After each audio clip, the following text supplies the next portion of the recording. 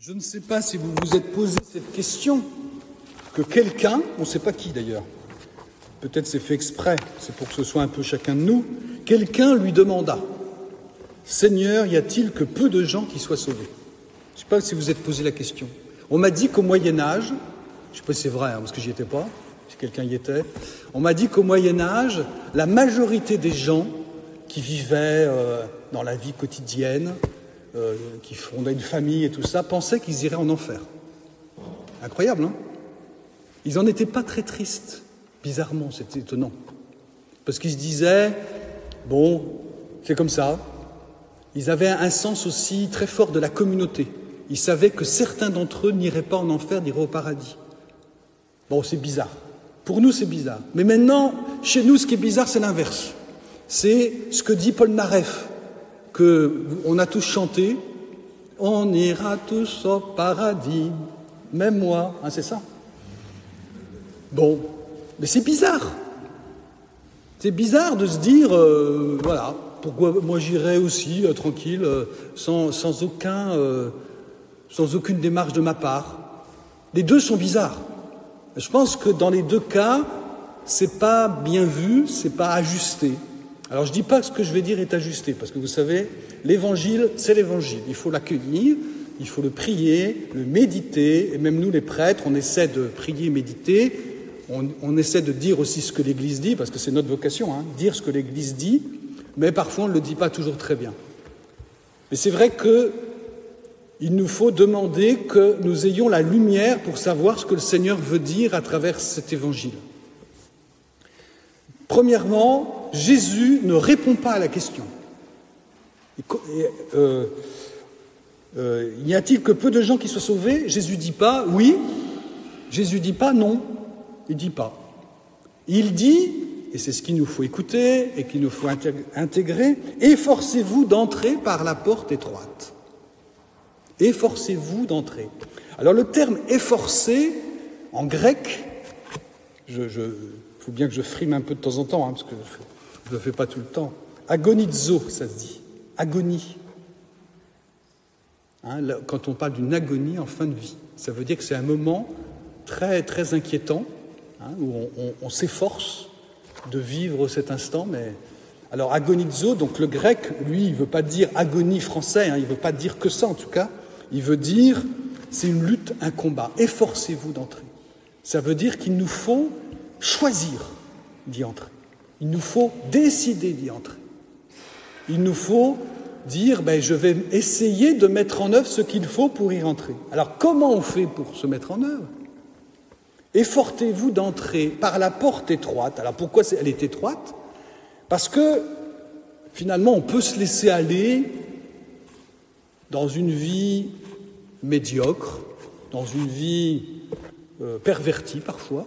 On peut se laisser aller, hein. Et c'est vrai que si on écoute nos désirs, parfois ça peut aller dans tous les sens, hein, pas dans le bon sens.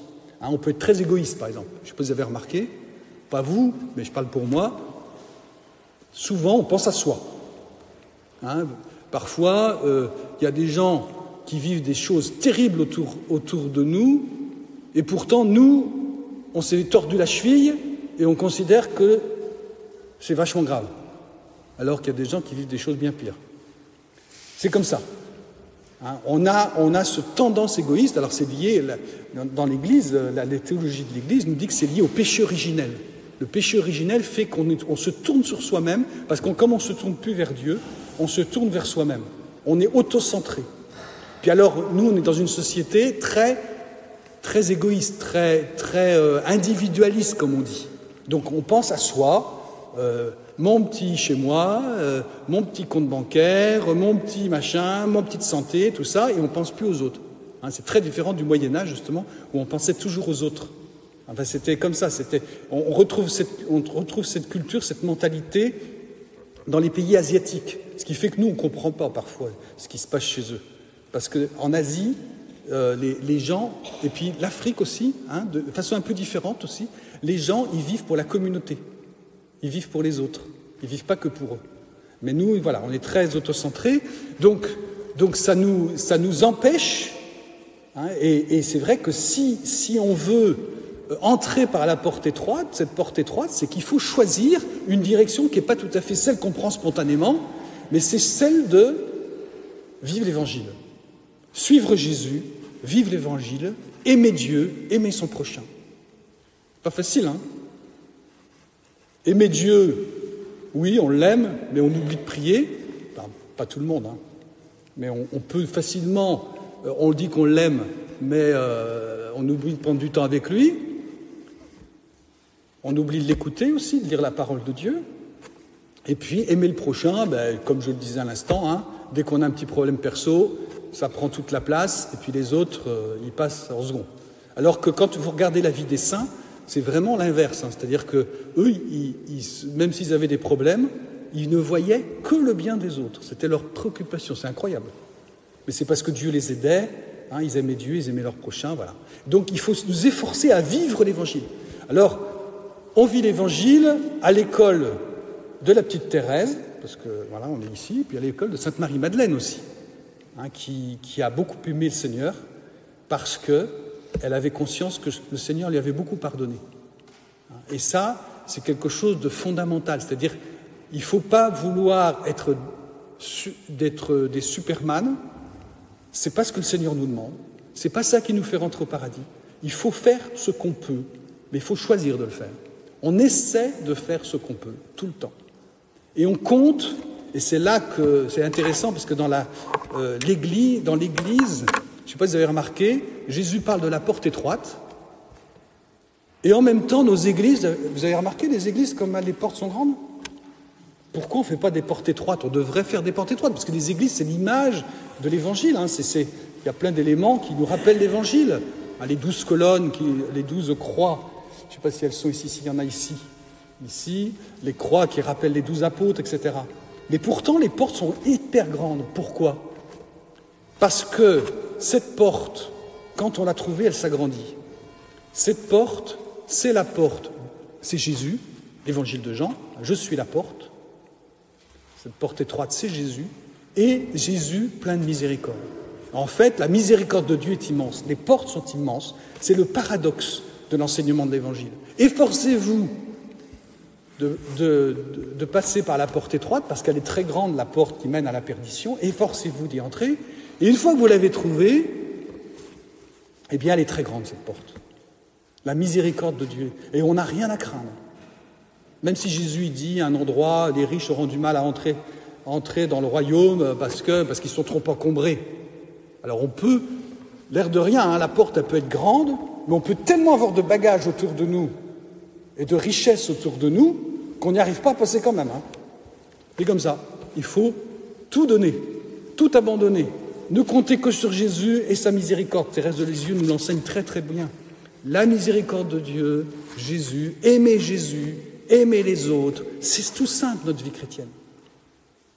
Ne compter que sur lui, nous détourner de nous-mêmes. Voilà. Et donc c'est vraiment ce qu'il nous faut rechercher. Efforcez-vous d'y entrer, choisissez d'y entrer, entrez dans le combat, la lutte, l'agonie, bon, c'est un nom, l'agonie, le combat, la lutte, d'y entrer, mais simplement, tous les matins, je choisis Jésus, tous les matins, je choisis de me confier à sa miséricorde, je vais faire ce que je peux en sachant très bien qu'il n'y a que Jésus qui peut me sauver, c'est lui la porte. Hein, mais je vais faire quand même ce que je peux, je vais essayer d'être charité, d'être bon. Il y a un saint italien qui avait beaucoup d'humour, là ça ne me revient plus parce que je ne l'ai pas noté, ça vous dit rien? Un saint italien qui avait beaucoup d'humour, qui faisait beaucoup rire autour de lui, parce qu'on le prenait pour un saint et ça l'énervait, alors il faisait toujours exprès de faire le clown, ça vous dit rien? Il a réévangélisé Rome, hein, tellement qu'il était saint, bon. Eh bien, il disait toujours, il s'occupait des enfants de la rue, et il disait toujours à ses enfants, soyez bons si vous pouvez. Non, alors, pas Jean Bosco, merci, mais Jean Bosco, de fait, il aurait pu dire ça, hein, ça c'est vrai. Non, Saint Philippe Néri, merci. Saint Philippe Néri, vous chercherez, le saint qui a de l'humour. Saint Philippe Néri, il disait ça à ses enfants. Les enfants qu'il avait accueillis. Soyez bons si vous pouvez. C'est ce que le Seigneur nous dit. Soyez bons si vous pouvez. Ne désespérez pas. Et ça, c'est la porte étroite. C'est prendre la porte étroite, c'est la porte du salut. Voilà. Mais de fait, il faut choisir. Il faut choisir d'entrer sur ce chemin. Voilà. Demandons au Seigneur donc de nous aider et d'être des témoins de cette bonté de Dieu, de cette miséricorde, mais qu'en même temps, nous sommes des témoins d'un chemin qui est Jésus. Je suis le chemin, la vérité et la vie. Nous sommes témoins d'un chemin.